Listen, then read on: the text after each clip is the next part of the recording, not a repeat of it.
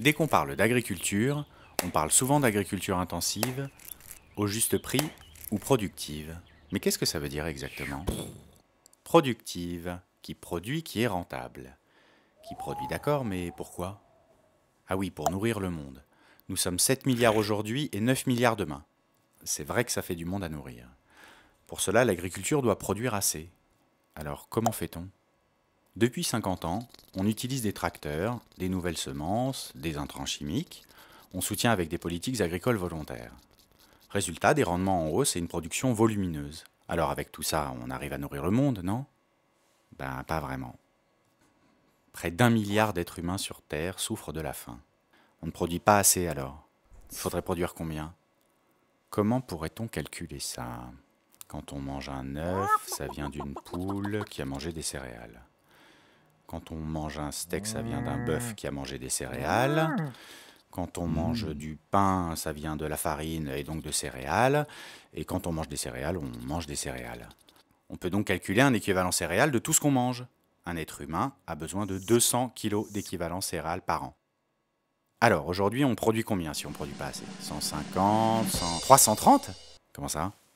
On produit assez sur Terre pour nourrir 12 milliards d'habitants? Mais que fait-on de toute cette nourriture? Ah, il y a le gaspillage. Un tiers de la production finit à la poubelle. Au nord, dans la poubelle des consommateurs et dans la poubelle des supermarchés.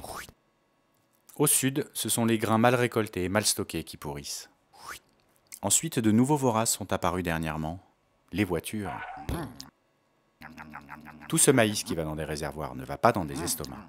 De plus, au nord, on est très gourmand. On a une alimentation très riche, notamment en viande. Le problème, c'est que tout cela fait monter le prix des céréales pour les pauvres de la planète. La nourriture devient trop chère pour ce milliard d'habitants. Ah, le principal responsable de la faim dans le monde, c'est la pauvreté.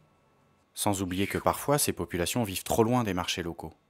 Le plus incroyable dans tout ça, c'est que ce sont souvent des ruraux et des paysans qui ne peuvent pas vivre de leur agriculture. Par exemple, quand un paysan du Sud produit un poulet, il retrouve face à lui, sur son marché, des poulets américains et européens. Grâce aux subventions, ces poulets sont moins chers. Résultat, impossible pour le paysan de trouver des clients. Alors comment nourrir la planète? Le rapporteur des Nations Unies pour le droit à l'alimentation montre que l'agroécologie permettrait de doubler la production agricole en 10 ans dans certaines régions du monde. Car le défi pour demain, c'est bien de fournir à tous une alimentation de qualité, grâce à une agriculture qui préserve les sols, l'eau et la biodiversité. Pourquoi? Parce que ces éléments sont à la base de toute alimentation, aujourd'hui et surtout demain.